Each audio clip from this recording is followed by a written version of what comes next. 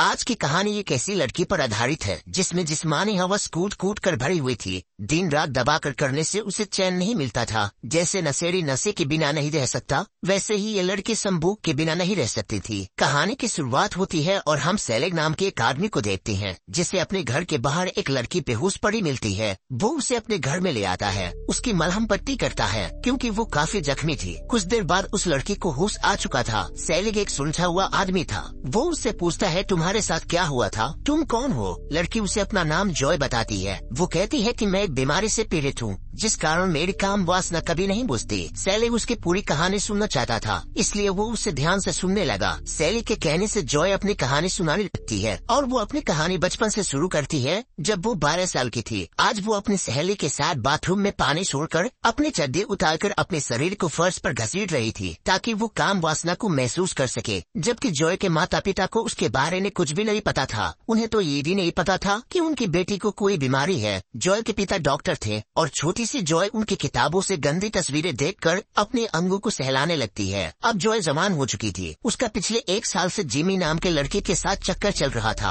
अब वो अपने सहेली के साथ नहीं खेलना चाहती थी, इसलिए वो जिमी के पास आकर उससे संभोग करने के लिए कहती है ताकि वो पहली बार अपना खाता खोल सके। जिमी उसकी बात मानकर उसके साथ संभोग करके उसका खाता खोल देता है, मगर जॉय को मजा नहीं आता क्योंकि उसे कुछ महसूस ही नहीं हो रहा था। इसके बाद जब वो ट्रेन में बैठकर घर जाने लगती है तो उसे अपने पास बैठे आदमी के साथ जिस्मानी खेल खेलने की इच्छा होने लगी, जिसके बाद वो दोनों ट्रेन के बाथरूम में ही शुरू हो जाते हैं। लेकिन जॉय को जिमी की तरह इससे भी कुछ फील नहीं होता। उसे बिल्कुल भी मजा नहीं आता। कुछ सालों बाद जॉय और भी जवान हो गई। अब उसकी जिस्मानी भूख इतनी बढ़ चुकी थी कि वो कहीं बैठी बैठी मास्टरबेशन करना शुरू कर देती थी। लड़कों को देखते ही उसकी हवस चरम सीमा पार कर देती थी। 21 के होने पर उसने शादी कर ली थी। उसका पति का नाम जेरोम था। जेरोम से मिलकर उसने अपने काम वासना पर काफी हद तक काबू पा लिया था। दोनों अपनी जिंदगी अच्छे से जी रहे थे। आज जॉय एक लड़के को जन्म देती है जिसका नाम वो मेसन रखते हैं। बच्चा होने के बाद जेरोम अपने काम में व्यस्त होने के कारण जॉय के साथ पहले की तरह जिस्मानी खेल खेल नहीं पाता था। अगर दूसरे शब्दों में कहे तो वो जॉय को खुश नहीं कर पा रहा था। इसलिए एक दिन जेरोम उसे किसी दूसरे के साथ संबंध बनाने को कहता है। जॉय तो पहले मना करती है पर बाद में मान जाती है। इसलिए वो अपनी हवस मिटाने बाहर जाती और देर रात को घर आती। ऐसे ही करते करते 3 साल बीत चुके थे। एक दिन जॉय को अपने ऑफिस के बाहर एक आदमी नजर आता है, जिसके बाद वो एक आदमी के जरिए उसके साथ सोने का प्रस्ताव भेजती है, जिससे वो अनजान आदमी झट से मांग लेता है। थोड़ी देर बाद जॉय एक होटल के रूम में बैठी अनजान आदमी का इंतजार कर रही थी, जहाँ वो आदमी अपने दोस्त को साथ लेकर आता है। जॉय उनसे कहती है, तुम कुछ भी करो, चाहे कुछ भी करो, मुझे बस मजा आना चाहिए। उसकी बात सुनकर वो दोनों पहले उसके कपड़े उतारते हैं, फिर वो दोनों फैसला करते हैं कि कौन आगे करेगा कौन पीछे करेगा। अभी यहाँ पे दोनों जॉय के साथ घोड़ा गाड़ी चलाने लगती हैं, लेकिन जॉय को अपना तबला बजवाने के बाद भी उसे कुछ खास महसूस नहीं होता। जिसके बाद वो नाराज होकर अपने कपड़े उठाती है और वापस चली आती है। और उसके बाद थक हार कर जॉय केन नाम के एक आदमी के पास आ गई थी। केन पैसे लेकर काम वासना की भूखी औरतों को मार मार कर तड़पा तड़पा कर निचोड़ता था ताकि उसमें और आग लगे और वो जिस्मानी खेल का खूब मजा ले सके। जॉय अब रोज केन के पास आने लगी थी। वो हमेशा ही जॉय को सोफे पर अच्छी तरह से बांधकर अपनी उंगलियों से चेक करता था कि आज जॉय के साथ क्या करना है और कैसे करना है। एक दिन जॉय के घर पर कोई नहीं था तो जॉय का बेटा मेसन नींद से उठकर बालकनी में चला जाता है, लेकिन दुर्घटना होने से पहले ही जेरोम आकर उसे बचा लेता है। इसके बाद क्रिसमस के दिन जेरोम जॉय से साफ साफ कह देता है कि तुम्हें अपने परिवार और अपनी हवस में से किसी एक को चुनना होगा। काम वासना से भरी जॉय बिना कुछ सोचे समझे अपने मजे को चुनती है। जॉय का फैसला सुनकर जेरोम उसे अपने घर से भगा देता है। परेशान जॉय अब केन के पास आ गई थी। वो वहाँ आकर अपने साथ प्यार करने को कहती है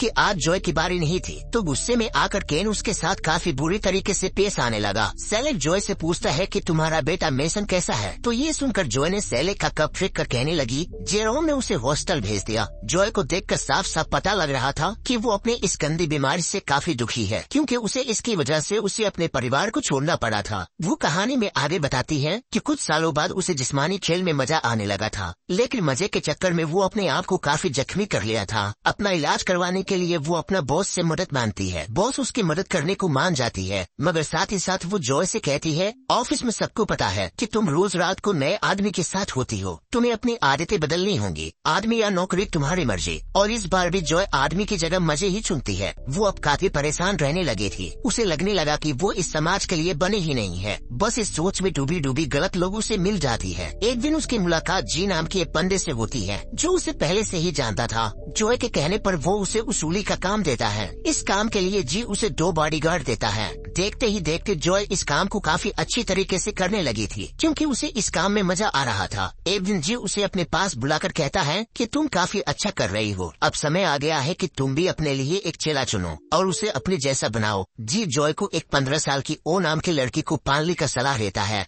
वो एक अपराधी परिवार से थी। उसका पिता अभी जेल में ही था और उसकी माँ ड्रग्स का काम करते करते मारी गई थी। इसके बाद जॉय ओ को ट्रेन करती है ताकि उससे दोस्ती कर सके। ओ को मिलकर ऐसा लग रहा था कि जैसे जॉय के साथ उसका कोई गहरा रिश्ता हो। 3 बीतने लगे थे और जॉय की ओ से गहरी दोस्ती हो गई। एक दिन जॉय उसे अपने घर रहने आने को कहती है, जिस पर ओ उसकी बात मानकर उसके घर में हमेशा हमेशा रहने के लिए उसके घर में आ गई। धीरे धीरे जॉय उसे अपने उसीली के धंधे के सारे पैतरे सिखाने लगी। साथ रहते रहते दोनों में आकर्षण होने लगा और वो दोनों एक दूसरे को चाट चाट कर खाने लगती हैं। कुछ दिनों बाद जॉय उसूली करने गलती से जेरोम के घर पर पहुंच गई, जिस कारण जॉय ओ को मिशन पूरा करने के लिए कहती है। वो अपने काम को सफलतापूर्वक पूरा कर लेती है, मगर कुछ दिनों के बाद जॉय को अपने काम पर पछतावा होने लगा, क्योंकि वो ने जॉय के साथ साथ जेरोम के साथ भी जिस्मानी रिश्ता बना लिया था। ये देखकर वो बहुत दुखी होती है और कहीं न कहीं उसे जलन होने लगी थी और इस जलन के कारण वो जेरोम को मारने का फैसला करती है। जेरोम को मारने के लिए वो गन लेकर उसके घर में घुस गई, जहाँ जेरोम ओ के साथ ही था, मगर काफी कोशिश के बाद भी वो उसे मार नहीं पाती। शायद उसके गन में कुछ खराबी आ गई थी, लेकिन जेरोम गुस्से में आकर जॉय को बहुत मारता है। इतना ही नहीं, वो उसके सामने ही ओ के साथ जिस्मानी खेल खेलता है। जॉय सेलिक से पूछती है मेरी गन काम क्यों नहीं किया होगा। इस पर सेलिक उससे कहता है शायद तुम्हें वो गन चलानी नहीं आती थी, या फिर तुम जेरोम को मारना ही नहीं चाहती थी, इसलिए तुमसे गोली नहीं चली। इसी के साथ जॉय की इस काम वासना की कहानी यहीं पर खत्म हो जाती है। मगर सोने से पहले वो सेलिक को वहाँ से चले जाने को कहती है। रात को जब जॉय गहरी नींद में थी तो सेलिक चुपके से उसके कमरे में आता है और जॉय के साथ जबरदस्ती करने की कोशिश करता है, जिस पर जॉय उसे अपनी गन दिखाकर उसे रुकने को कहती है। जब वो नहीं मानता तो सच में जॉय उसे गोली मारकर मार देती है, क्योंकि जॉय को ये सब अपनी मर्जी से करना पसंद था, न कि धोखे से चुपके से करना। इसलिए वो सेलिक को मार दिया था और इसी के साथ ये कहानी यहीं पर खत्म हो जाता है। तो दोस्तों कैसी लगी आपको ये मूवी कमेंट में जरूर बताना और ऐसे वीडियो देखने के लिए चैनल को सब्सक्राइब जरूर कर लेना।